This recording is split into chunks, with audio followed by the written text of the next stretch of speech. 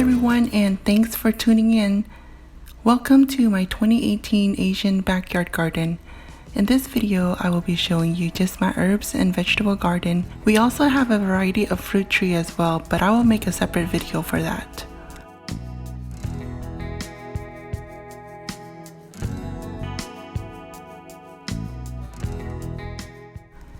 Let me first start out by introducing you to our new flock of backyard chickens.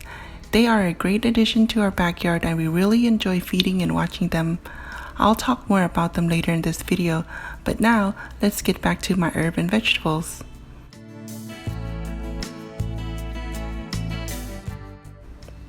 We recently moved to Stockton from the Bay Area around spring this year, so this is our first year gardening in this space. Because planting time was running out, we had to set our plants and seedling in the ground right away, which means there was no time to plan or map out our space. Stockton is more inland than the Bay Area, and it's dry and warmer, so a lot of Asian herbs and vegetables thrive in this climate. Some of the plants were dug up from our old house, and some we had to start all over again. Let me show you what we got growing here.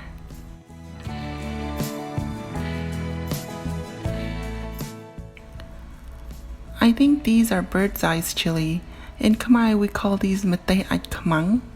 They were started from a pack of 6 seedling for $2.99 at a local supermarket.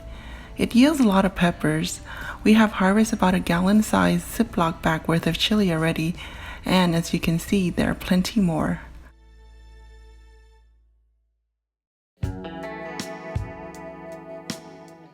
After I took this video, I was able to harvest these from those 6 plants.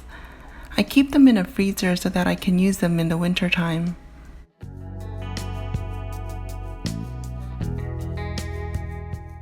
Up next, we got some water spinach, or Trokoun in Khmer. I think these are 2 different varieties of water spinach. I'm not too sure.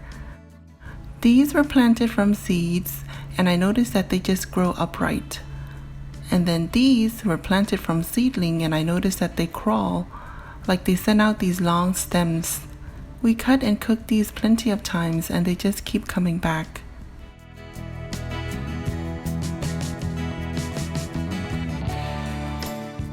Here is our Culantro. In Khmer we call these Jee or Jee Ongkarm. These were also started from seedling. They seem to grow really fast and we have to snip off the flower as soon as it comes up, otherwise it stops producing leaves.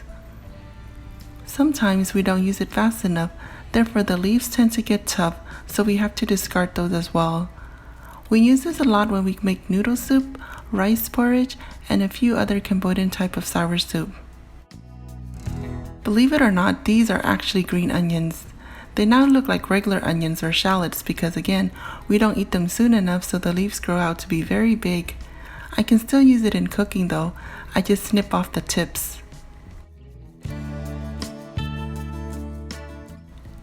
Here is my bush of holy basil. There are 6 plants here, but since they grow and branch out very well, it looks like a big large bush. Plenty for us to use when making one of our favorite Cambodian dish, which is spicy stir-fried lemongrass chicken or cha kreung or cha Kdard in Khmer.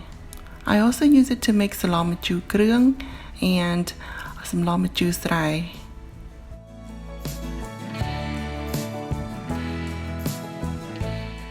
These are called Thai eggplants. In Khmer, we just call them Trop Srouy, meaning crunchy eggplants. The seedling were purchased from the Asian store and we were able to harvest the eggplant continuously. We eat it fresh with the kreung, which is a Khmer fish dip.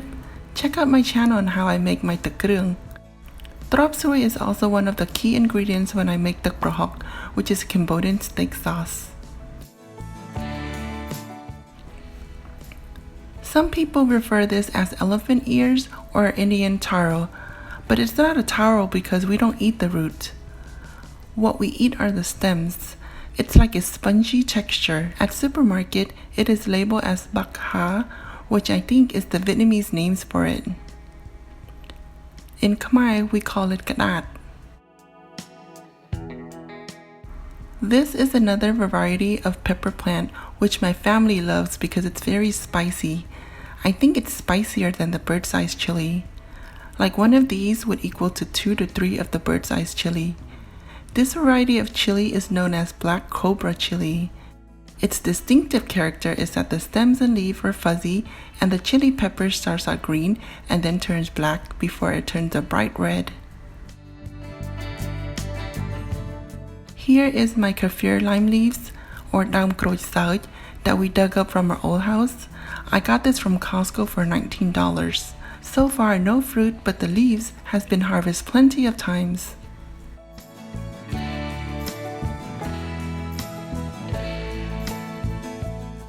Right next to it is my mom lemongrass. All were planted from cutting that was rooted in water before it's placed in the ground. She planted a lot, and here are some more. We eat a lot of dishes that are made using Kroach, and so these lemongrass are used mainly for that. This is supposed to be my wing beans, or Popeay. It started growing well and even had some flowers. Then something began chewing the leaves, so this is what's left. It was planted from seedling, but I heard that it might grow again next year because it has a tuber. Here's a few more types of herbs such as peppermint, Jee Ongkarm, and Cambodian mint, Sanghom. And in this tub, I have my rice paddy herbs, which were grown from cuttings.